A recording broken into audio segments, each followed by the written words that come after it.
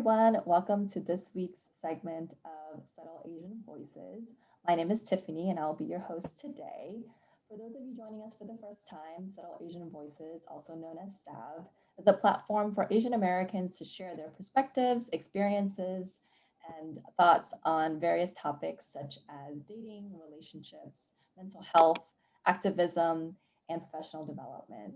And with me here today, I have Christine, and we will be speaking a bit about her experience founding a company. Welcome, Christine. Will you introduce yourself to our audience?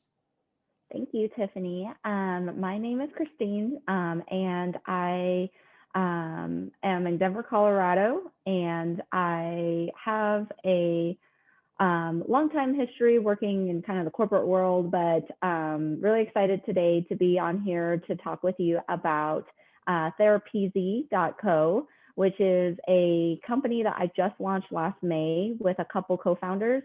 So kind of taking a bet on something that we're really passionate about. And it's been a pretty crazy ride so far because we launched in the middle of a pandemic. So just excited to be on your platform and talk about it a little bit more. That's great. That definitely takes a lot of passion to launch something in the middle of a pandemic. Yeah. A lot of discipline. Talk a little bit about that later. I'd be curious about that experience. So a little bit of housekeeping. Normally these sessions are live streamed, but we're coming at you not live, but we will be available for conversation via chat. So feel free to send us comments, send us chats, and there will be a member of SAV that will be responding, and we'll also get you situated with some information that you can take a look at within the descriptions as well. So we'll just get right straight into the interview. Can you tell us, you mentioned that you were in corporate for a little bit. Can you tell us a little bit about your career path before founding therapyz?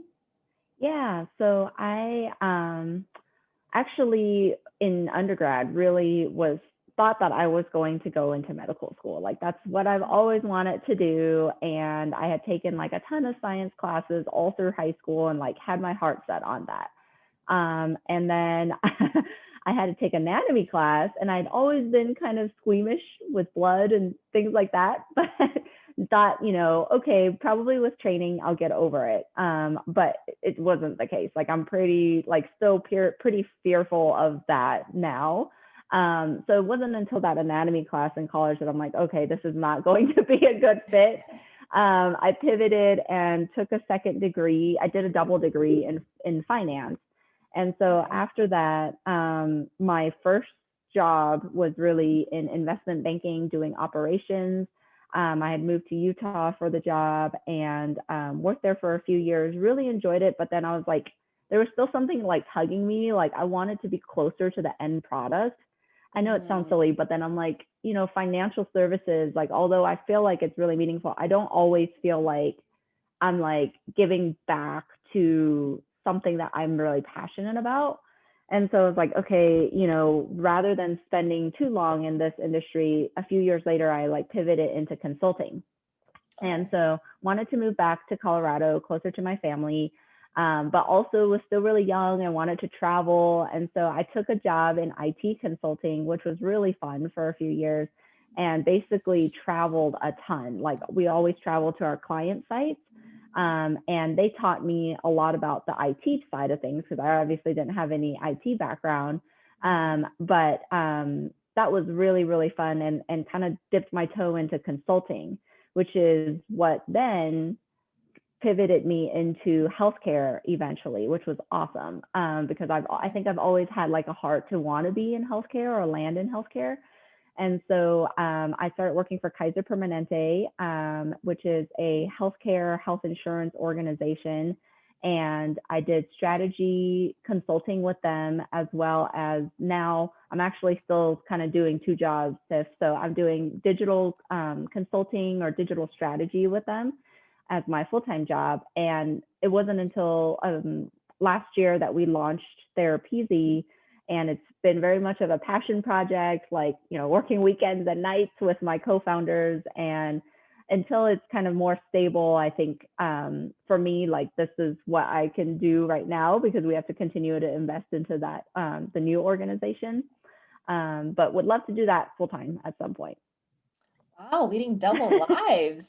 Yeah, it's crazy. Oh my gosh. So you've been doing that. You said you founded Therapy last May, Hmm. right? So you've been doing that almost a year now. And then with the pandemic, how do you think, the current global landscape impacted the launch of your company, kind of your working life, your Yeah, trajectory so there? my job with Kaiser since 2019 actually has been remote. So my team is all in California. And so that's kind of offered me, like, I've always had this like remote life already, like remote working life. So the pandemic, really interestingly enough, like I feel like I finally got into a routine at the end of 2019 with like going to co-working spaces, like going into the office once in a while, and then the pandemic hit. And so I actually think in some ways it was a blessing in disguise too, because I got less distracted and was like, because I was working remotely 100%, working on, making sure that I'm doing everything I need to do for my full time job.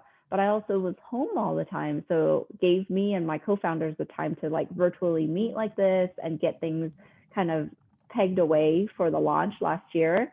So it's been okay. I do think that like, I'm kind of reaching a limit too. We're talking about, once we talk about the organization, it's all about mental health too. So I'm kind of reaching a place where I'm like, okay, I'm ready for social interaction and, looking forward to like finding a routine that is like part at home and part in the office, talking with other people.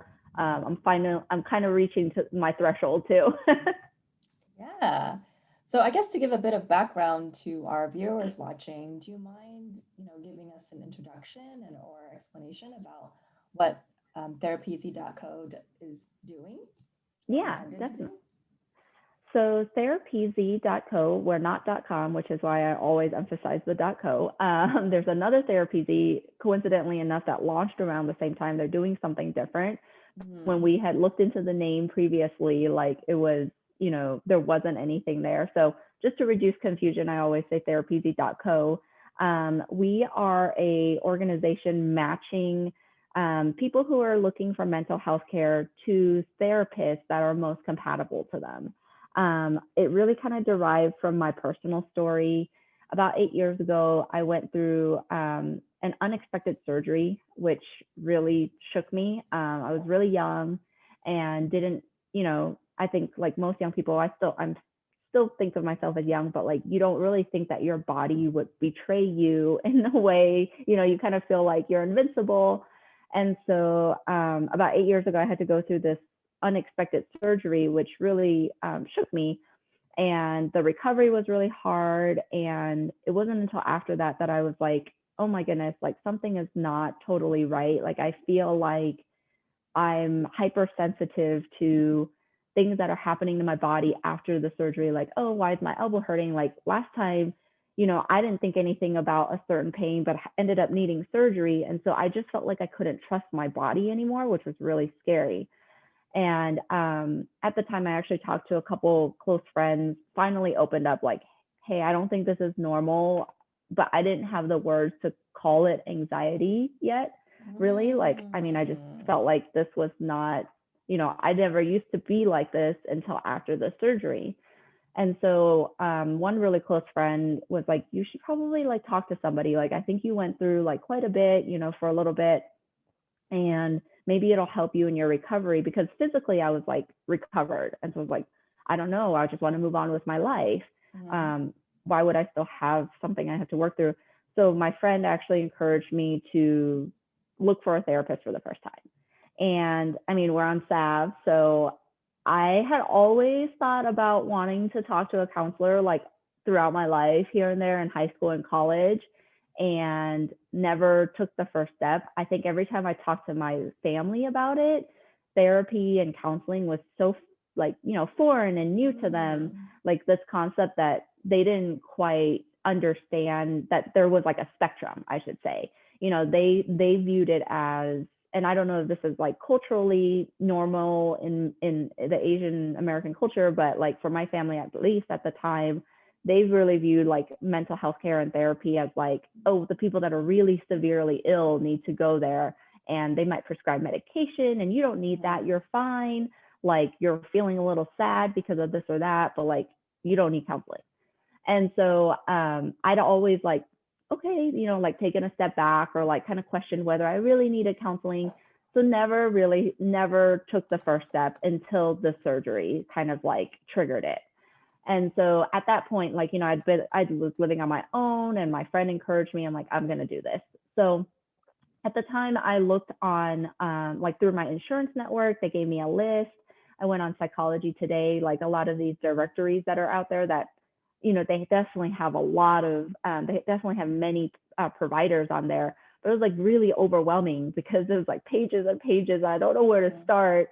And finally I just picked one person from my insurance list that was accepting new patients. I had to call several in order to find somebody that was accepting a new patient. And I met with her for like 3 times maybe, and just realized like it wasn't a really good fit. Like I felt like I was closing off more. Like I felt judged for some reason, feel that I felt judged for feeling the way I was feeling. Like, you know, you're recovered, look at this, like physically you're doing fine. And I don't know, it was probably not her intention at all, but I think it was probably just like communication. Like I was like hearing some of the things she was saying like totally different and felt judged. And so, you know, I went to like 3 sessions and I was like, okay, maybe I'm fine now. Like maybe I don't need therapy. And so I stopped seeing her. And that was like 8 years ago, right? And over the last 8 years, I've had 5 different therapists now. And each time, like, you know, when it felt like it wasn't quite a great when there wasn't quite a great connection, I would stop therapy but that was like really not helpful for myself because I was doing this on again and off again therapy. And only when I was like my anxiety was triggered, and it wasn't even related to health anymore. It'd be like a really horrible breakup or like, you know, an ex-boyfriend cheating on me or whatever, like would trigger this anxiety and a panic attack. And I'm like, okay, I need to do something for myself. And I would like, in effort to be proactive, like look for a therapist. And like the last few years, I finally connected with a therapist that I've been working consistently with for like 3 years now. And with her, it's like talking to a close friend, like talking, you know, to somebody I've known for a long time that understands me.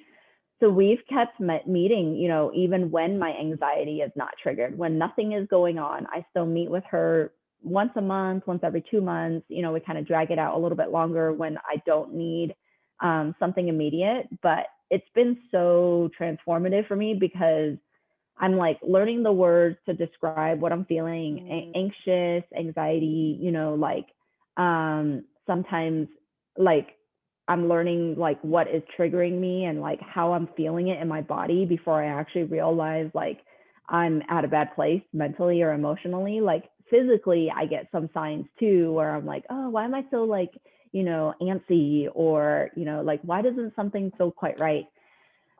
So she's been really helpful, amazing. Like it's taught me like the tools to manage my anxiety to a whole new level.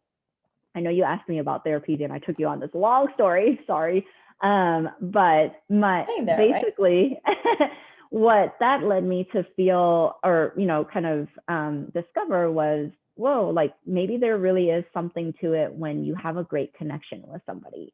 And so, especially in therapy. And so being in healthcare myself, I'm like, well, I think like in some other scenarios, like, you know, your allergist or your nutritionist, like you may not need like as strong of a connection, but probably when we're talking about therapy, that connection leads to better therapeutic outcomes. So I grabbed my 2 counselors, or my my 2 co-founders. And a few years ago, we just like started putting our heads together. So it actually started like 3 years ago. We put our heads together, started thinking about this. They had gone through the same thing too with their kind of counseling journey. And so we started to do research, looked at focus groups with therapists, and did a huge consumer survey, looked at clinical studies. Like there's so many clinical papers out there that talk about like specific factors and if it makes a difference or not in therapy. And so we then pulled together this like kind of our best crack at like what this matching algorithm should look like, and took some time developing it. And then when we say we launched last May, we like turned it on for users to start using it. So we basically, as a patient, if you were to go on, you would tell us about what you're looking for, how you're feeling. If you were to work with a counselor, are you looking for somebody that is, more of a listener, or more maybe more assertive and gives you homework so that you're kind of working towards your goals. So we kind of try to like figure out what archetype you're looking for in a counselor. We also, so we're trying to pair you based on communication style, along with like location, availability, expertise areas. We also look at cultural competency and sensitivity.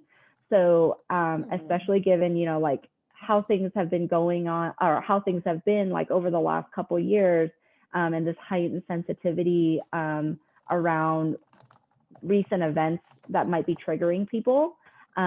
We are trying to also match therapists who have an experience working with your unique background and identity, if that's important to you. And so if a patient says, kind of self-selects and says like, I would like a therapist that has experience working with an Asian American, I can self-select that. And then the algorithm basically has already asked these questions of the therapist as well, and they will show you your top compatible providers. So we only show a handful of your top compatible providers because we don't want to kind of recreate that frustration where you're looking through pages. And so just your top compatible providers, and then you can actually initiate a message. You can look at their profiles, similar to dating apps. We learned a lot from the dating apps. Look at their profiles and then initiate a message. And similar to dating apps, learning from the tools that are out there already that have been successful, we actually limit that conversation online for like 5 days after the provider has answered. And that's mostly because we don't want this to be like the main way that the patient and the provider is communicating. We hope that if it's a good connection, you've already taken it offline, and that you have scheduled an appointment, and the therapist will kind of work with you from there on. Yeah, we hope that it's more user friendly, and that it removes a lot of the frustrations that a lot of people who are looking for care, especially the first time, like they don't know, how to navigate looking for a therapist, let alone like somebody who might be a good fit for them. And so we hope that it alleviates a lot of that and helps people connect quicker to the care that they need. Wow, that sounds really innovative. When you mentioned the connection there and similarities to dating apps, I was just thinking that. I didn't want to distill and diminish the awesome things that you're trying to do by comparing it to a dating app, right? So you mentioned that, when you create your profile, you can kind of put in what you're looking for. The cultural sensitivity and competency piece, I definitely want to come back to. But I first want to ask, like, what if you don't know what you're looking for? Kind of like when I do kind of consider looking for a therapist like dating, except much harder. Right. Like, what if you don't know what you're looking for? Like if you're knowledgeable enough to go in and say, hey, I want this type of person because I know that type of person will interact well with me. I will say it took me many therapy sessions with my therapist before I had that self-awareness. So for someone just starting out, like, do you have random, like, this is your lucky match today sort of? I love that. Options? We have so many of the questions, we have like no preference. Okay. And so that could be an answer. And I actually do see that quite a bit with patients, probably maybe to your point, like either they really realize or really don't have a preference, or they maybe are exploring therapy for the first time. And so then we will match you just based on the things that are logistical, like location. Are you looking for virtual or in person? And you actually bring up a good point. We continually are improving our algorithm. And so obviously as an algorithm, it was like kind of the best guess, and it's already gone through several iterations since we launched. Over time, what we want to build in is actually machine learning, so that it teaches itself to be smarter as it analyzes the data of like, okay, well, we matched this patient and this provider 3 months ago, they're meeting now. Was it a good fit? And if it wasn't a good fit, why? And if it was a good fit, why? And so we want it to start teaching itself to like weigh different factors as they're giving you your compatible providers. But also right now, without the machine learning aspect of it, we're doing a lot of people learning and like getting surveys and feedback. And you actually hit the nail on the head with one point that we are hoping to add in kind of our next iteration, is almost like just like an open like field for the person who is seeking care. If they've never navigated healthcare, therapy, mental health care before, like I said, they may not know the words to put or to select. So like I knew I was dealing with maybe hypochondria. I didn't think it was that severe, but discomfort, like that's all I could really think about. Like I'm just uncomfortable with like hypersensitive feelings about my body, and I'm uncomfortable with what happened to me like in my surgery. And so I didn't know, like I probably would have never like self-selected the word anxiety around like what I was feeling. And so because of that, you're just spot on, because we want to be able to help people who might not have the language or the words to say what they're coping with at the time. And so we've actually gotten some feedback from patients and providers that say it might be helpful to like have an open field. So if people don't really know what they're looking for, they can just kind of like, write out what they're feeling. And then we can do a little bit more like personalized, like compatibility matching based on what we, see in their writing. Or that actually then provides something for the providers once they like connect with somebody, so that they can read a little bit more about your story, and what it is that you're experiencing, and be better to help you or help navigate you. They might say like, oh, I know a colleague that works really well with what you're going through, and then might refer you to someone else. So spot on, like definitely something we're trying to add next, because it's just like my own story. Like I didn't know how to describe what I was feeling right away. And I didn't know what therapist I was looking for, to your point.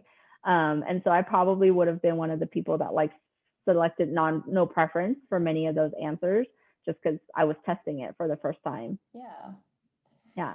I definitely do feel the passion that you have behind this project, because it's so personal to you, right? Yeah. And I'm sure you can leverage so many of your past experiences as you're building this, and literally filling, your users' shoes, because you've been there. Yeah. You mentioned a little bit about, consideration of culture sensitivity and competency. And I personally have a therapist of color. She's not Asian, but she's worked with like several Asian clients, and her knowledge of the Asian culture definitely comes through in our sessions, because she's explained to me there's different pieces of culture where some cultures are more individualistic and some cultures are more collectivistic, or more of a collective nature. I don't think I'm using the right term. And I especially feel that in my family, like we're a unit. My family is a unit. And if we make decisions outside of the unit, there's a certain reaction there. Yeah. And so when she's talking to me, she's, very well aware of that piece. How does that, I guess from your perspective, how is that important when you're matching a client and a provider? Yeah. I think, it's definitely really important, because I think unique backgrounds, just exactly like your story, unique backgrounds was probably what led me to not have really successful matches in the past too. And I wasn't aware of that. Like, I think I was like, oh, I just need somebody to talk to. And like you said, I kind of trial and error figured out what was a good fit for me from a therapy perspective. I think why that's really important though is because in therapy, like we're sharing like our most vulnerable, or like being most vulnerable and sharing some of our deepest thoughts, right? And what we're going through. And of course, that's related to our identity, and somewhat related to our identity or our background or our experiences. And I'm sure, family and friends come into the conversation as well as we're telling stories.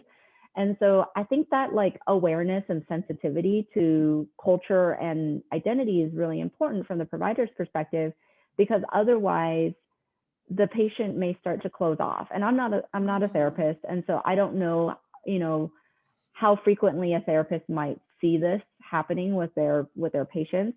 but I can only speak from a patient's perspective, that I do feel like even just talking with friends, many of my friends have closed off or felt more closed off from their therapist and in counseling, because as they start to open up and talk more about their family or their identity, they didn't get the kind of like understanding right away and or relatedness right away from their therapist, that they just felt like they weren't heard, or like it was dismissed, or like it was glossed over. And so I think it actually could cause somebody to close off more, because they're putting themselves out there for the first time, and if they're not getting that like reception, or they're not getting that like connection, then they close off more. And with a lot of my friends, actually, because I've talked to so many people about therapy and counseling now, many of my friends, like, they just stopped looking for therapy altogether,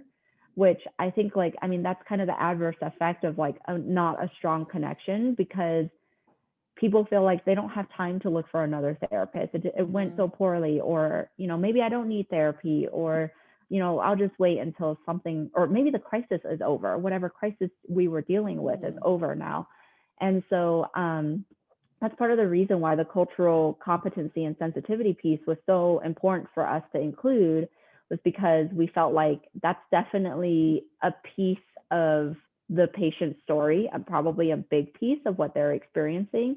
And to your point, like a therapist that might not be of your same identity or culture, but has experience working with that, with that culture or identity, is really, really helpful. And you may not need somebody that looks exactly like you. My therapist is the same way. That she's a woman of color around my age. She's not Asian American, but she definitely like gets it when I'm like talking about things that trigger me. So even like, with the racial violence, that's been happening over the last year, whether it's towards Asian Americans or African Americans, like just seeing it on the news triggers my anxiety, and I have to talk about it. And so I just kind of think, if I had a therapist or a counselor that may not resonate with that, like it probably would have been really uncomfortable for me to bring it up. And so I don't know that it's important for every patient, but if a patient feels like it's a really big part of their story and who they are, then it probably will be important for the therapist to have that background or that experience working with that cultural background. You make a very good point that people can be discouraged if the first couple matches don't quite work out. Kind of going back to the dating analogy here we've got going on. So I think it's really awesome that, there is an option for people that are new into the world of mental health and counseling and therapy, to do that search. And I'm hoping that the engine will help them get better matches to start with. Yeah. You also touched a little bit about the perception of mental health within your family. Again, I don't want to speak for all Asian American families, but you had mentioned that family just said, oh, you're just a little bit sad, like you don't need counseling because you're not crazy, you're not like physically losing it, you're still operating fine. I actually received the same sort of sentiments from my family. And I think that stems from lack of knowledge and education, and stemming from, the taboo side that can come from mental health. So I'm curious, I hope that you've shared this with your parents. How have your parents received your journey with therapy and with therapy in general? Like, I know you're still kind of doing both, but let's say one day you have to, you're going therapy takes off and you're able to do it full time. How do you think your parents will react, or how have they reacted so far with you pursuing this? Yeah, I love that question. So it's interesting. So like I mentioned, I've always kind of like touched on wanting to talk to a counselor with my parents and my family. And I think you're absolutely right. I think it's like lack of knowledge around the space, but also like preconceived notions. Like they have like misconceptions of what mental health care might look like. And so immediately, I think many people from our culture I mean, I can't speak for all of our culture, but like, I think like without that exposure, they do sometimes perceive mental health care as not just talking to somebody, but like, oh, they're going to give you medication right away. And you don't need that. Like, it's going to mess with you more. And I'm like, I've never been prescribed. I mean, I'll openly say that. Like, I've never been prescribed medication for as long as I've been in counseling. It's always just been a place to talk and like learn tools for what I was going through. And so right away, like I knew like, whoa, that's a misconception that they had, because I think they perceive it as being very severely ill and then needing mental health care. And so when I actually, they know this now, but when I actually started therapy, I didn't tell them. And I was like living in a different state. And I don't know, like, you know, we would check in and they knew that physically I was recovering because they had been there for me through my surgery, but I don't think they really quite knew like the baggage that I was carrying emotionally about the surgery. And so I was just working through that like on my own. And I think, you know, sometimes that's really hard. I've been asked this question in another interview before, like, if you feel like you can't turn to your closest people, like your family, like how do you start to have that conversation with anyone? And for me, it was one of my closest girlfriends that like encouraged me to see therapy. So I would go to therapy, and then I would like, if I needed to talk through anything, she was the person that I confided in. And so even though I didn't feel like I could confide in my family about therapy at that time, I had somebody that I trusted that I was kind of like sharing and talking things through with. Then moving forward, like as I continued counseling, I would mention it to my mom here and there, and she's like, you're not seeing a counselor. And I'm like, yeah, I have. Like, I've been seeing a counselor off and on when I need it. And then she'll just like, you know, she's like, are you sure? She's like, okay. And then she doesn't like, she didn't dig in more. Like, you know, she's just like, okay, like, well, you're handling your own thing. Weird. I think it was like weird for her to hear it the first few times. And then when I launched Therapy Z last May, was like when we first had like the sit down conversation. Like my mom, my grandpa, like my dad, like we like actually, my grandmother, like people that I'm closest with in my family, even my aunts and uncles, like, because I was like, oh, I'm launching this thing. And they're like, first off, like excited for me. My family is like, we have a long history of entrepreneurship. They're all kind of in the restaurant business. And my aunt like started her own salon, and like, you know, just lots of entrepreneurs in my family. And so I know this is like a different kind of entrepreneurship. So I was like, I want them to share that excitement with me. I told them about it, of course. And of course they wanted to learn more about like what it was all about. And once I started telling them, they were like, in mental health care? Like, what connection do you have to mental health care? why mental health care? And so I like, it's like, okay, like I want to have this conversation, but now you're listening. Like now I've got your attention, right? And so I started talking to them about it, and it was really cool actually, because I was like, well, I've seen counselors, and like you know, when I'm going through a tough time in my life, like I've definitely leaned on counselors to help me talk things through. And they're like, well, what kinds of things, you know, like do they say that you're dealing with? I'm like, well, anxiety. And I'm like, I don't even know how to say anxiety in its probably clinical term in Chinese. But I was like what? Yeah, I'm like, when you're feeling like really nervous about something, but like more nervous than you probably should be. And like, that's kind of like how I broke it down with them. And they're like, my mom's like, well, I feel that way all the time. And I'm like, yeah. I'm like, but yes. Like, I'm like, they actually teach you how to process that so that you can calm yourself down and not be as anxious, and like, you know, like put it in its proper place. Be like balancedly nervous, but not like overly nervous, you know? And so she like, it made sense to her. She was like, oh, okay, like that like kind of makes sense. And then grandpa and others were like so in tune and like wanted to learn more. And I kind of started to, I was like, okay, if I give them bite-sized pieces, I think it's helping. I'm like, hey, like, you know, you noticed your friend so-and-so, and I kind of started using examples. And I was like, I don't want to like clinically diagnose people. I'm not a clinician. I was like, but you notice how like they're really, really nervous, like to the place where, you know, it's just a family friend that we know, like where like they are irritable and yelling at people. And when things aren't like running smoothly, I was like that's what counselors do. Like they would be able to teach him how to help him with his nervousness, help himself with his nervousness so that he doesn't behave in that way, like irritable and angry when things aren't running smoothly and he's working in a team environment. And they're like, oh, okay. And then I think like I was like mentioning, you know, so and so has been really down. And I was like, again, like I don't want to like clinically diagnose or anything, but like there are tools that people can teach, the counselors can teach that person to like bring their spirits up.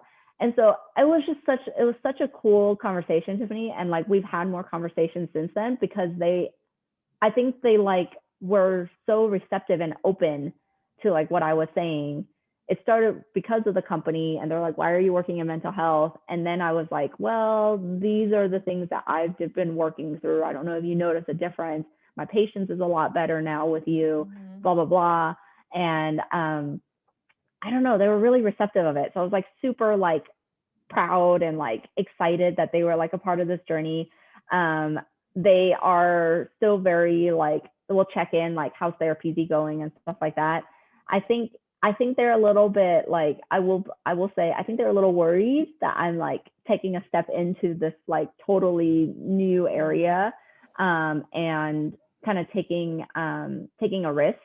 I think they perceive that like my career has been really successful, you know, in their eyes. And I mean, I feel that way too, but I think they perceive that. And so part of their worry, which translates to my own worry too, as well, is like, should I be taking this risk? You know, like, should I be rocking the boat? Like, are you giving something up that's really good? But, you know, what I've always talked to them about is like I can always go back. Like, you know, I think about it, like it might not go back and like get a promotion, but I might be able to go back and be like at the same place where I was before. But I'm so passionate about this. Like I have to give it a try. They get the entrepreneurship side, but they don't totally get like, you know, like an online business and like mental health and stuff like that. So I think they just worry that like it might not take off. And I worry the same way. But they've been really supportive. You know, they've checked in and are just along for the ride. But I can hear them worry too, because it is totally taking a risk on something that I'm not very knowledgeable about. And then they feel like they're not knowledgeable enough to like help me, you know? That totally makes sense. I'm so glad to hear they're so supportive, right? I think that would be a different story if they were like, no, don't do this. Yeah, why are you doing this? Yeah. Refuse to talk to you about it. And I feel actually so inspired by your conversation about mental health. Oh man. Go ahead.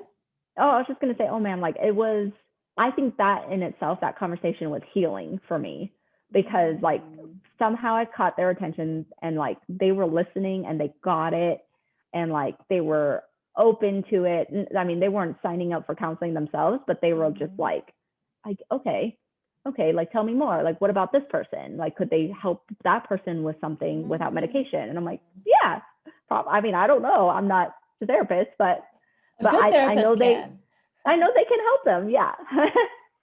Oh my gosh. I've been in therapy for actually almost a year. I think I have the date written down somewhere because I wanted to celebrate it with my therapist. That's Somewhere awesome. like that.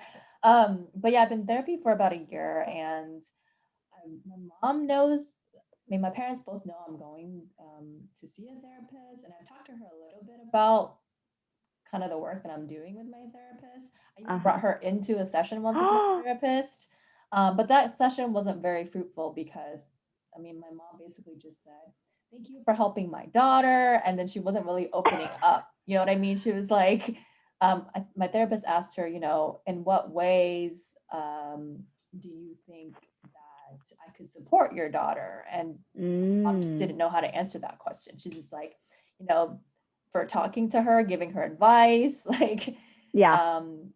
yeah. And so I never really shared with them kind of the details about how like a therapy session has worked or how it's changed me. So when you mentioned the piece about like your patients, I feel like Yeah. that's something that I needed to work on too. I'm hoping that people see a difference in that as well, because sometimes I can be reactive versus responding.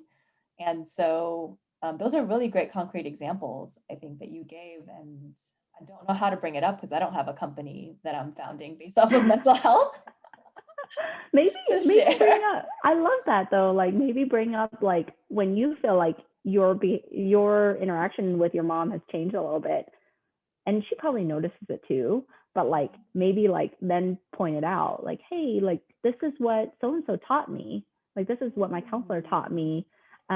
Because what's funny story, now we're kind of on tangent, but like funny story, my mom, when I was telling her about this, she's like kind of rolled her eyes and she's like, I bet you just go there and complain about me all the time.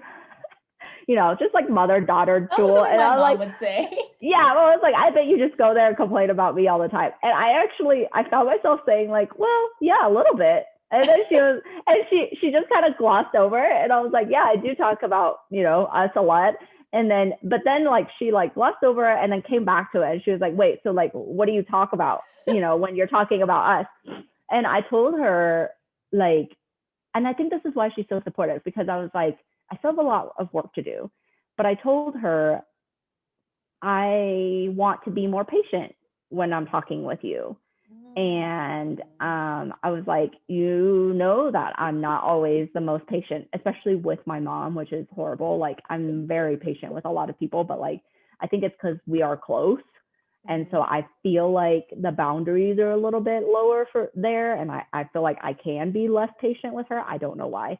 But I was like, I want to be more patient, and like I want our relationship to be like, like more amicable, and like I want us to like explore new like, hobbies and stuff together. And then she's like, so she's helping you with that? Like your counselor's helping you with that? And I was like, yeah, like she's helping me like not be triggered and like you said, reactive.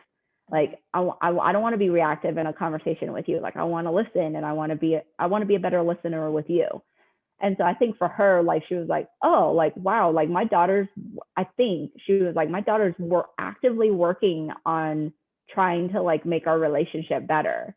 And I don't know if like other Asian families are this way. We don't talk about our feelings. Like, Oh yeah. and so like I would What have are never feelings? had, no, I would have never had, or relationship. Like I would have never had another like platform or space to say like, hey mom, like I want to work on our relationship. I've tried. And she's like, yeah, I'm your mom. And so I'm not going to be your friend. I'm like, I want you to be my friend. Anyway, like those conversations have never been fruitful. And I guess I had to like, now having an outside perspective, like, I guess I'm working on my patience so that our relationship could be better. Because we don't usually talk about that stuff. So I don't know. I really admire, and I'm so inspired that you brought your mom to a session. My counselor actually has said that a few times, like, oh, well, what if you brought your mom to a session? And I haven't revisited it in a while, but like early on, I was like, no, she would not be like down for this, right? But I don't know. Now she might be, and I haven't like thought of it in a while, but it could be really helpful. Now that she knows, what you're doing in those sessions and they're not just venting sessions about her. I was like, yeah, a little bit. That sounds really great. Well, we're running a little bit out of time here. I just wanted to close out. Thank you so much for sharing your journey, your mental health journey, your founding journey. Is there any final words of advice you want to give to our audience in terms of either founding a company or looking for a therapist? Topic of choice here for final words. Yeah. I don't know. I think, if I had parting words, I would say one of the things that counseling has taught me is, it's cheesy and I say this all the time, but taking care of our mental health is so important. And I think we often don't take a break and check in with our mental and emotional health the same way we do with like almost everything else. Like we go in for dental cleanings, right? And nothing is hurting, nothing is wrong, but we have a scheduled time that we go in, most of us, like, for an annual checkup or like a cleaning just to make sure everything is fine. So we do that for our teeth. We have physical exams to check out, everything, our cholesterol and everything is fine. Our panels are looking good. we even do that for like our cars where like nothing is wrong with it, but we know we have to like bring it in for an oil change every so often. And I think my therapy journey has taught me like it's so important to check in mentally and emotionally too. And because we're ambitious and go-getters and like we're always busy, like we just don't usually think of doing that. And it's not something we talk about openly with friends and family. Like, how are you doing emotionally or mentally, so I just like encouraging whenever I get the chance, people to check in with their mental health. And that may not look like talking to a counselor or looking for therapy right away. It might just be like having a conversation with a close friend, or doing something for yourself, journaling or meditating or whatever it is, to like intentionally check in with your own mental health and wellness, and also check in like on people around you, like their mental and emotional well-being. Just because I don't think we talk about that as much as we do all the other things like physical and oil changes and stuff like that. We already are on a routine for those things, but just not for our emotional well-being. Yeah, for sure. And I'm so excited to hear that Therapy is now an option to help people get to that state, to encourage more people to think that way. We will be linking how you can access Therapy in the description below. And with that, our time is up here today. Thank you so much for joining me and joining Christine. And Christine, thank you for joining our channel as we work on, promoting kind of the knowledge around mental health, destigmatizing it, and really exploring the various ways they can help our community. I love your channel, and thank you so much for having me. Great. Thank you, everyone. We'll see you next week. Bye.